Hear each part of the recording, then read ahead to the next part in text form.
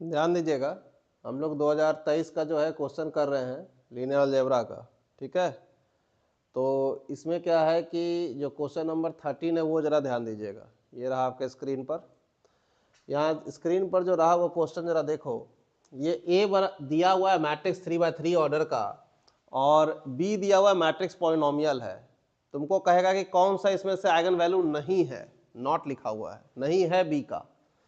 तो जब नॉट लिखा हुआ है कि आइगन वैल्यू नहीं है, तो हम लोग का काम यहाँ पर क्या है ना कि इसको तो तुरंत निकल जाएगा, इसका एक आइगन वैल्यू तो जीरो है क्योंकि एक रो ही पूरा जीरो है।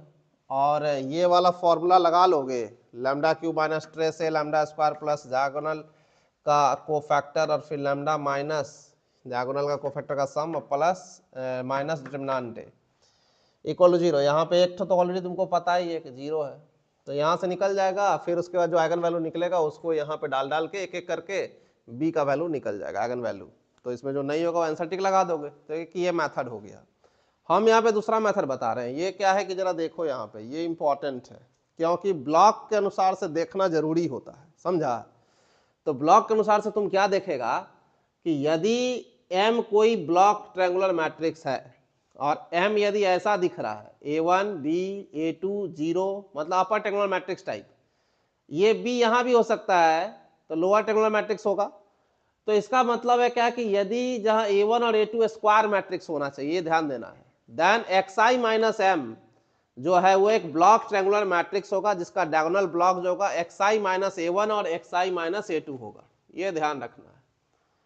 अब कहता है कि xi माइनस एम का जो डिटरमिनेंट होगा वो डिटरमिनेंट ऐसा डिटरमिनेंट दिखेगा जिसको आप ऐसे लिख सकते हो, xi माइनस A1 का डिटरमिनेंट इनटू प्रोडक्ट है ये xi माइनस A2 का डिटरमिनेंट, समझा।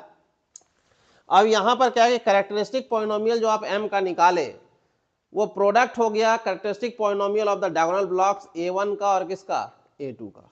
सीधा सीधा मतलब आपको कोई यदि निकालने कहे कि कैरेक्टरिस्टिक पॉलिनोमियल निकालो m का, तो सीधे A1 का निकालो और A2 का निकालो और गुना कर दो, ठीक है। लेकिन वो तब कर सकते हो जब आपका ट्रायंगुलर मैट्रिक्स हो। अब जैसे यहाँ देख रहे हो तो यहाँ पे ब्लॉक मैट्रिक्स हम कर ले, यहाँ पे ये ब्लॉक ट्रायंगुलर मैट्रिक्स है, ये 0 हो गया, ये B हो गया, A1 हो गया, A2 हो गया, तो इसका कैरेक्टरिस्टिक पॉलिनोमियल डायरेक्ट निकल जाएगा, इसका प्रोडक्ट, इसका और इसका वही हाल है। ये आपका 0 नल मैट्रिक्स है, ये आपका A1 मानिए, ये आप A2 मानिए और ये आप B मानिए, तो इसका भी कैरेक्टरिस्टिक पॉलिनोमियल यही आएगा। उसका क्या आएगा जरा देखो यहाँ पे, ये जो A दिया हुआ है ना जी, ये है 1 माइनस 1 0 0 0 0 और यहाँ पे है -2 2 और 2। तो इसको ऐसे ब्लॉक में तोड़ सकते हैं ना, क्या दिक्कत है। ये वाला तेरा काम क्या कर रहा है A1, समझा, ये क्या काम कर रहा है A2 और ये क्या है B और ये क्या है नल।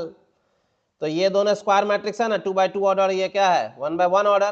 तो कैरेक्टरिस्टिक पॉलिनोमियल यदि आपको निकालना है A का, तो कैरेक्टरिस्टिक पॉलिनोमियल निकालिए A1 का और इनटू कैरेक्टरिस्टिक पॉलिनोमियल निकालिए सीधे A2 का, समझे, उसका प्रोडक्ट कर दीजिए। तो इसका क्या निकलेगा, इसका निकलेगा कैरेक्टरिस्टिक पॉलिनोमियल सीधा, वो भी ट्रायंगुलर मैट्रिक्स है, उसमें भी और मजा है।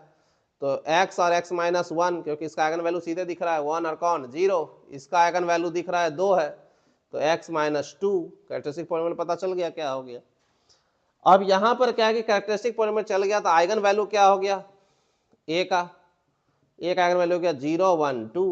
जब ये आपको पता चल गया तो क्या b नहीं निकलेगा आपसे, b क्या दिया हुआ है, b दिया हुआ है हमको A5, ध्यान दो यहाँ पे A5 plus A4 plus i3, ये दिया हुआ।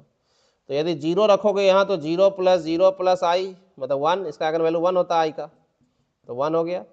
फिर 1 प्लस 1 प्लस 1 एक तो 3 हो गया।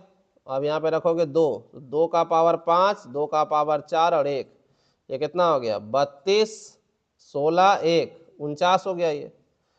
तो ये 3 आइगन वैल्यू हो जाएगा बी का। कौन कौन हो गया, आइगन वैल्यू जो होगा बी का वो कौन कौन हो जाएगा 1 3 49। जो इसमें नहीं है वो आंसर देना है, नहीं है कौन 2, तो आंसर कौन हो जाएगा, आंसर हो जाएगा बी, समझा, क्योंकि 2 आइगन वैल्यू नहीं है तो बी में टिक लगाइए, ठीक है। इस पे ध्यान रखिएगा ये जो बात बोले, ठीक है ना, क्लियर है। चलिए चलते हैं आगे।